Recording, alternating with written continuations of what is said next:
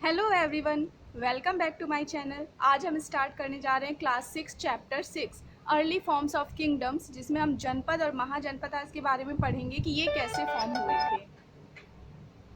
जैसा कि हमने चैप्टर 5 में पढ़ा था कि 1000 BCE से जो लेटर वैदिक पीरियड स्टार्ट हो गया था, तो लेटर वैदिक पीरियड में जो आर्यंस थे, आर्य आके शिफ्ट हुए थे, तो उनको जो वो ट्राइब की फॉर्म में आए थे तो उन्हें क्या बोला जाता था, जन या विश बोला जाता था।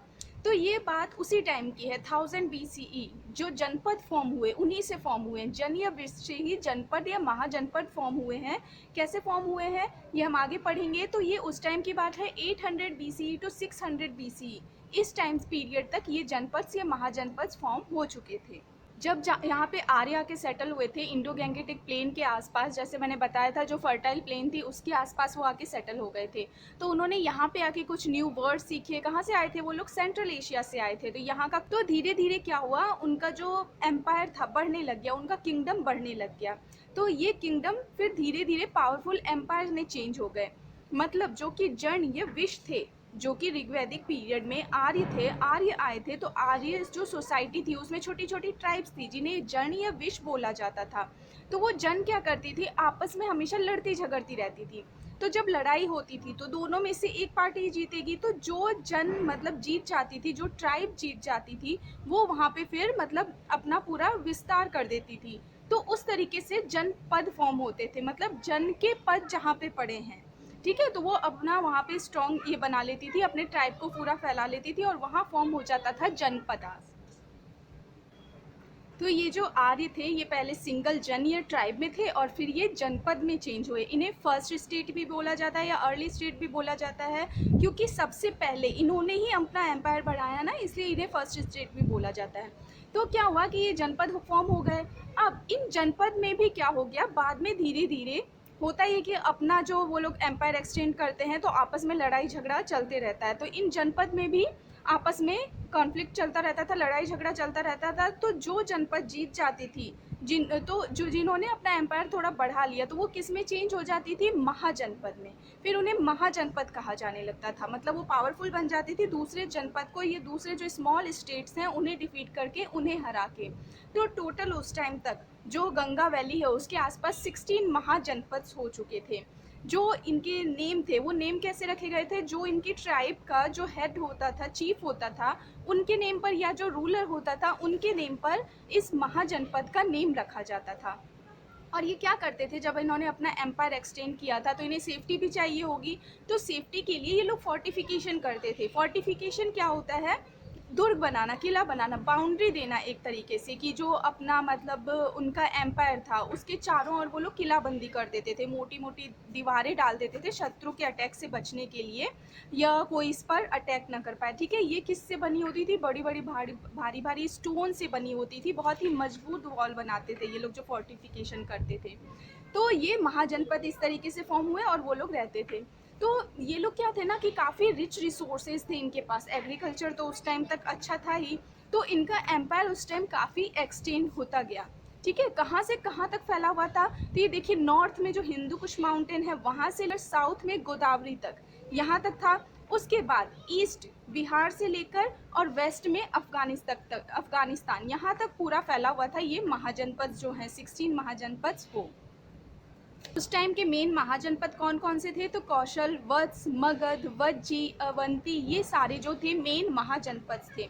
और ऐसा नहीं था कि उस टाइम इनके बाद वॉर्स रुक गया, अगर महाजनपद फॉर्म हो गए तो वॉर्स रुक गया, नहीं, इनके बीच में बाद में भी वॉर चलते रहते थे, लड़ाई झगड़ा चलता रहता था कि कौन ज़्यादा पावरफुल बन जाए, पावर के लिए इनके बीच में लड़ाई झगड़े होते रहते थे। फिर ये महाजनपद जो है ये 2 टाइप्स के थे, मतलब 2 अलग अलग इस फॉर्म में थे, रिपब्लिक एंड मोनार्की। रिपब्लिक जहाँ पे क्या होता है कि जो नॉर्मल पीपल है, आम जनता है, उनका रूल रहेगा, और मोनार्की जो हेरिडिटरी किंग बनेगा, ठीक है, वो होता था मोनार्की। रिपब्लिक महाजनपद की बात करें तो रिपब्लिक महाजनपद क्या होते थे, जिसमें कौन रूल करता था, जो नॉर्मल पीपल है, आम जनता है, वो लोग एक असेंबली फॉर्म करते थे, तो वो रूल करता था, ना कि किंग। ठीक है, तो जो कॉमन पीपल असेंबली फॉर्म कर रही है वो रूल कर रहे हैं, उन्हें हम बोल रहे हैं रिपब्लिक। तो ये वहाँ पे जो रूल रहता था, मतलब मेन जो डिसीजंस लेंगे वो सारे कॉमन पीपल ही लेंगे, उनकी बैठक से ही लिया, उनसे डिसीजन नहीं ले सकता। ठीक है। तो इस तरीके से, और वहाँ पे क्या था ना, हेरिडिटरी नहीं था कि मतलब जो नॉर्मल पीपल है असेंबली बना दी तो अब उनके बाद उनके जो वो होंगे डेस्केंडेंट्स होंगे वही रूल करेंगे, ऐसा नहीं था। ठीक है, लोग उन्हें चेंज भी कर सकते थे, अगर वो सही तरीके से रूल नहीं कर रहे हैं तो कॉमन पीपल क्या करेंगे, वो दूसरी असेंबली बना के फिर वो लोग रूल करने लग जाएंगे। तो इन्हें बोला जाता था रिपब्लिक महाजनपद। मेन जो रिपब्लिक महाजनपद थी वो कौन कौन सी थी, शाक्य, मल्ला, वज्जी और विदेहास, ये सारी मेन रिपब्लिक महाजनपद थी। और इनका जो चीफ होता था, इन महाजनपद को मतलब रिपब्लिक महाजनपद को क्या बोला जाता था, गण या फिर संघ। ठीक है, गणा या फिर संघ बोला जाता था। तो इसीलिए इसका जो हेड होता था, इसका जो चीफ होता था, उसे गणपति बोलते थे। ठीक है, और हम मैंने जैसे बता दिया कि ये क्या होता था, हेरिडिटरी नहीं होता था। ऐसा नहीं है कि अभी जो रूल कर रहे हैं फिर नेक्स्ट उनके डिस्केंडेंट्स रूल करेंगे, ये चेंज हो जाएंगे। जो अच्छी तरीके से, जो पावरफुल है, जो अच्छी तरीके से रूल कर रहा है कॉमन पीपल, उसी को वहाँ पे देंगी रूल करने के लिए, उन्हीं का मेन रोल रहेगा। मोनार्की महाजनपद किसे बोला जाता था, जहाँ पे किंग रूल करता था, और ये किंग जो थे हेरिडिटरी था, मतलब ये जो रूल करते थे तो ये हेरिडिटरी थे, मतलब जो किंग का सन होगा वही बाद में फिर रूल करेगा। इनमें जो मेन मतलब मोनार्की महाजनपद थी वो कौन कौन सी थी, मगध, वत्स, अवंती और कौशल, ये सारे मेन जो वहाँ पे मोनार्की महाजनपद थे। तो यहाँ पे क्या होता था कि जो किंग था, हमने ऋग्वैदिक पीरियड भी पढ़ा था कि किंग के पास लार्ज आर्मी नहीं होती थी, लेकिन अब जो है किंग क्या करने लगे थे, लार्ज आर्मी रखने लगे थे। और राजा का मेन इनकम सोर्स क्या होता था, रिवेन्यू, जो कॉमन पीपल से वो लैंड की रिवेन्यू ले रही है वही उनका इनकम सोर्स होता था। अब उस टाइम के एग्रीकल्चर की बात करें तो एग्रीकल्चर जैसे फर्टाइल लैंड पे रहते थे, फर्टाइल लैंड पे लोकेट हुए थे, तो एग्रीकल्चर तो अच्छा था ही वहाँ पे। और आयरन बहुत ज़्यादा यूज़ किया जाने लगा था, आयरन के टूल्स बनाए जाने लगे थे, जो फार्मिंग में भी वो लोग आयरन टूल्स का मेन यूज़ करते थे। और जो उनका मेन क्रॉप था वो था राइस। और वो लोग क्या करते थे, अपना 1/6 पार्ट जो है किंग को देते थे। जैसे मैंने बताया कि किंग जो है रिवेन्यू लेते थे, उनका मेन इनकम सोर्स रिवेन्यू होता था। तो जो फार्मर्स होते थे, कॉमन पीपल होते थे, वो क्या करते थे, अपना जो भी उनके क्रॉप्स उग रहे हैं उनका 1/6 शेयर जो है वो किंग को देते थे रिवेन्यू के फॉर्म में, जिसे क्या बोला जाता था, भाग या फिर शेयर।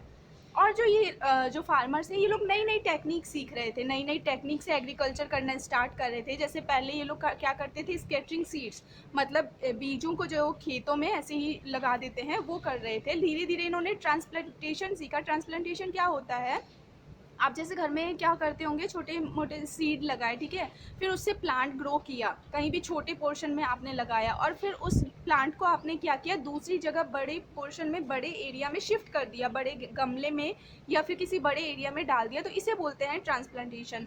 तो धीरे धीरे नए टेक्निक सीख के, नए मेथड सीख के वो एग्रीकल्चर करने लगे थे। न्यू क्राफ्ट्स, अब क्या हुआ कि जब जैसे आर्य यहाँ पे आए, जो जनपद महाजनपद बने, तो उनका मेन काम क्या था, एग्रीकल्चर। तो उनके पास एग्रीकल्चर अच्छी होती थी तो सरप्लस अमाउंट में फूड हो गया, तो कितनी खेती करेंगे वो लोग, तो इसलिए उन्होंने क्या किया, अपना काम थोड़ा चेंज कर लिया। जो कुछ लोग थे वो किसकी तरफ चले गए, आर्ट की तरफ, कुछ लोगों ने पॉटरी, कुछ कारपेंट्री, कुछ ब्लैक स्मिथ, ये वीविंग, ये सारे काम वो लोग करने लगे। तो इसलिए जो एक्सकेवेशन हुआ है, जो आर्कियोलॉजिस्ट हैं इन्होंने एक्सकेवेशन किया है, वहाँ से डिफरेंट कलर के पॉट्स वगैरह पाए गए हैं, काफ़ी अच्छे आर्टिफैक्ट्स ये सब पाए गए हैं उस पीरियड के, जनपद से, महाजनपद से के टाइम से। Growth of trade and formation of guilds, उस टाइम क्या हुआ था, जो रोड नेटवर्क थे वो काफ़ी अच्छे हो गए थे, तो ट्रेड में काफ़ी ग्रोथ हुआ था, लोग ओवरसीज ट्रेड भी करने लगे थे उस टाइम तक। और अब इस टाइम में आके एक और चीज़ क्या बदलाव हुई, मेजर चेंज क्या हुए, जो बार्टर सिस्टम चलता था, बार्टर सिस्टम बताया था मैंने, जो ऋग्वैदिक पीरियड में लोग सामान के बदले सामान लेते थे, मतलब आपको कुछ देना है, जैसे आपको काव खरीदनी है तो उसके बदले आपको कुछ अपना सामान देना पड़ेगा, ये होता था बार्टर सिस्टम, ठीक है, सामान के बदले सामान। लेकिन अब यहाँ पे कॉइन्स यूज़ होने लगे थे, जो अगर जो ट्रेड था इनके लिए कॉइन्स यूज़ होने लगे थे, और इन कॉइन्स पर जो सिंबल होता था, जो मार्किंग होती थी, पंच करते थे, वो किसके होते थे, ट्रीज़ के या हिल्स के सिंबल होते थे। तो इन जो कॉइन्स को क्या बोला जाता था, पंच मार्क्ड कॉइन्स बोला जाता था। सिल्वर या कॉपर कॉइन्स मेनली यूज़ किए जाते थे। उस टाइम में क्या हुए, गिल्ड्स फॉर्म हुए, गिल्ड्स या फिर श्रेणीज। ये क्या होते थे कि उस टाइम जो ट्रेड होता था उसको मेंटेन रखने का काम करते थे, मतलब क्वालिटी कैसी है, या फिर जो ट्रेड वर्कर्स हैं या जो मर्चेंट्स हैं उनको रॉ मटेरियल प्रोवाइड करवाना, इन सब का ध्यान ये लोग रखते थे। प्राइसेस कहीं बहुत ज़्यादा हाई ना है हो, बहुत ज़्यादा लो ना हो, तो ये सारा ध्यान कौन रखते थे, ये जो गिल्ड्स होते थे या फिर श्रेणीज जो होते थे। जो मेन आर्टिकल्स थे, जो मेन उस टाइम ट्रेड होता था, वो किस किस का होता था? सिल्क, मुस्लिन, परफ्यूम, आइवरी, इन सब का मेन ट्रेड होता था। और जो मेन ट्रेड सेंटर्स थे वो कौन कौन से थे? तक्षशिला, चंपा, भरूकच्छा, जो कि अभी प्रेजेंट डे भरूच है गुजरात में, उसे बोला जाता था उस time Bharukachchha. Social life and development of cities, उस टाइम क्या था कि जो मेन ट्रेड सेंटर्स थे वो कौन थे? तो जनपद और महाजनपद के जो मेन कैपिटल टाउन्स थे, कैपिटल सिटीज़ थी, वहाँ पे सबसे ज़्यादा ट्रेड होता था, वो मेन ट्रेड सेंटर्स थे। और जो ये बर्थ सिस्टम था, बर्थ बेस्ड वन सिस्टम, मतलब जैसे कि हमने पढ़ा था कि ऋग्वैदिक पीरियड में क्या था कि अर्ली वैदिक पीरियड में काम के बेस पर वन सिस्टम बांटा गया था, लेकिन बाद में क्या हुआ था कि वो लोग मतलब ये हेरिडिटरी बना चुके थे कि अगर जैसे ब्राह्मण का बेटा है तो ब्राह्मण ही माना जाएगा, इस तरीके से। ठीक है, तो ये जो बर्थ बेस्ड वर्ण सिस्टम है ये इस टाइम चल रहा था, वही प्रोसेस इस टाइम चली जा रही थी कि जो हेरिडिटरी बन चुका था ये कैरेक्टर। ठीक है, ब्राह्मण, क्षत्रिय, वैश्य, शूद्र, ये 4 फॉर्म में उन्होंने वर्ण को डिवाइड कर रखा था।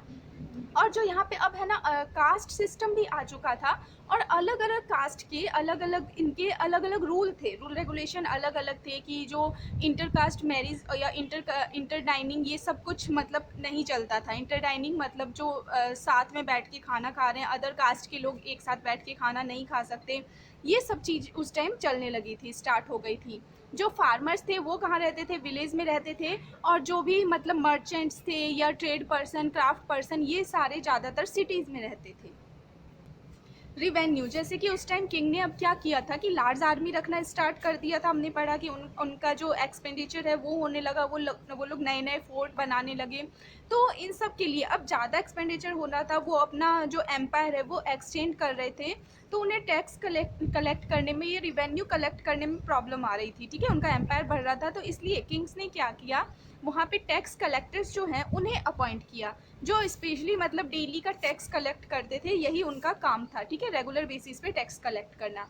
तो टैक्स किस टाइप के थे, कौन कौन से टैक्स लगते थे? वो इस टाइप से हैं कि फार्मर्स होते थे, वो अपने प्रोडक्शन का क्या करते थे, 1/6 पार्ट किंग को देते थे, तो ये उनकी तरफ से टैक्स या रिवेन्यू मिलता था। उसके बाद जो क्राफ्ट पर्सन होते थे वो रेगुलर टैक्स पेयर थे, उन्हें भी टैक्स कैश में देते थे, या फिर क्या करते थे, वो कुछ टाइम के लिए काम करते थे किंग के यहाँ। ठीक है, और उसके बाद या फिर अपने जो क्राफ्ट्स हैं वो सप्लाइड करते थे, वो देते थे। ठीक है, काम पैसे के बदले, कैश के बदले, या तो अपने क्राफ्ट्स दे देते थे या कुछ दिन के लिए किंग के यहाँ पर काम करते थे। उसके बाद जो हंटर्स एंड गैदरर्स थे, जो हर्डर्स थे, ठीक है, तो जो पशुपालक वगैरह थे, तो ये लोग, इन लोगों को भी टैक्स देना पड़ता था उस टाइम। उसके बाद ट्रेडर्स जो होते थे उन्हें भी टैक्स पे करना पड़ता था अपने ट्रेड आइटम्स पे। तो ये इस टाइप से रिवेन्यू, ये टैक्स कलेक्ट होते थे उस टाइम पे। और ये जो रिवेन्यू है ये कहाँ पे खर्च किए जाते थे? हम तो मेनली जो वर्कर्स काम कर रहे हैं उनकी सैलरी पे, एडमिनिस्ट्रेशन पे, या रोड्स या कनाल्स जो उस टाइम बनते थे इनके कंस्ट्रक्शन पे, या फिर जो आर्मी रखते थे किंग, उनके ऊपर, उनके मेंटेनेंस में, उनके खर्चे में ये सारे टैक्सेस यूज़ होते थे। तो ये था हमारा अर्ली फॉर्म्स ऑफ किंगडम्स, की जो नए किंगडम्स फॉर्म हुए उनका अर्ली फॉर्म क्या था, सबसे पहले कौन से किंगडम फॉर्म हुए? तो जनपद्स एंड महाजनपद्स। तो अब हम नेक्स्ट वीडियो में मिलेंगे नेक्स्ट चैप्टर के साथ। Thank you.